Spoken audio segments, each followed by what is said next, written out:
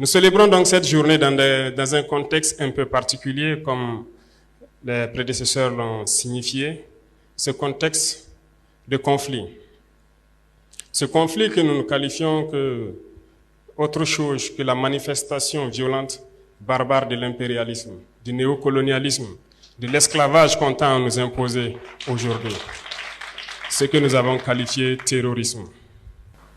C'est dans ce sens que lorsque nous prenons par exemple le volet de l'orpaillage, votre thème en dit long sur l'employabilité des jeunes en milieu rural, beaucoup de nos jeunes se retrouvent aujourd'hui sur les sites artisanaux de production, dans des conditions les plus pénibles. C'est peut-être ce qui s'est passé en Europe ou en Amérique dans les années 1800, lorsque les hommes rentrent eux-mêmes dans des galeries, qu'ils creusent eux-mêmes pour sortir le minerai. Nos jeunes continuent de vivre cela, au péril de leur vie. Nous essayons aujourd'hui de moderniser un peu. C'est à l'issue de ça que nous avons créé donc la SONASP, une société qui va se permettre de pouvoir exploiter et de commercialiser nos substances précieuses, notamment l'or. L'or que les jeunes exploitent, que d'autres personnes viennent acheter à vil prix et qui contribuent à nourrir le terrorisme, qui sort du pays sans que nous n'ayons aucun contrôle. Nous avons décidé de créer cette société pour essayer de reprendre le contrôle de nos sites miniers et pouvoir permettre aux jeunes qui y sont de produire de façon plus mécanisée et plus respectable. Parce que cette lutte que nous avons aujourd'hui contre le terrorisme ne se fait pas uniquement par les armes, mais également par le développement. Tant que la jeunesse n'aura pas d'emploi, elle sera toujours tentée d'aller vers là où c'est facile d'avoir de l'argent. Et c'est ça aussi qu'il faut combattre.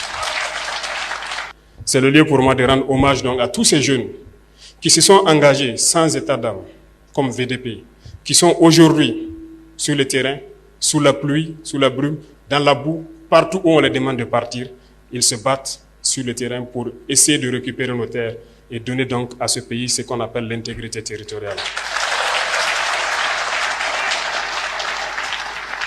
Et chacun à son niveau doit donc pouvoir aussi, à défaut de prendre la Kalachnikov, prendre autre chose pour participer au développement de cette patrie.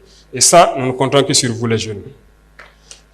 Je disais tout de suite donc aux parrains et à la marraine que j'allais forcer la main à ces grands opérateurs économiques du pays, et je pense que certains sont là. Donc apprêtez-vous, on va vous forcer la main pour créer des initiatives donc pour les jeunes.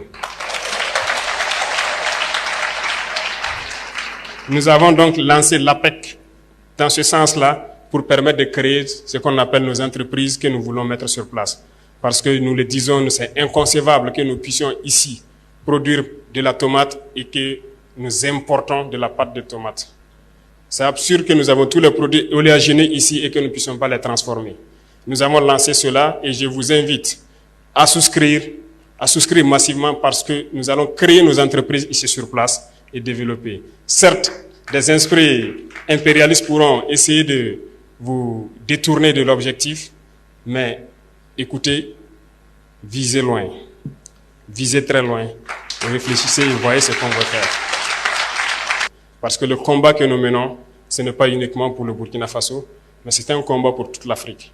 Il est temps qu'on se réveille et que nous ne soyons plus amenés à traverser l'océan, à mourir pour aller chercher l'Eldorado tant vanté. On peut le créer ici. Mettez-vous au travail et je pense que c'est possible.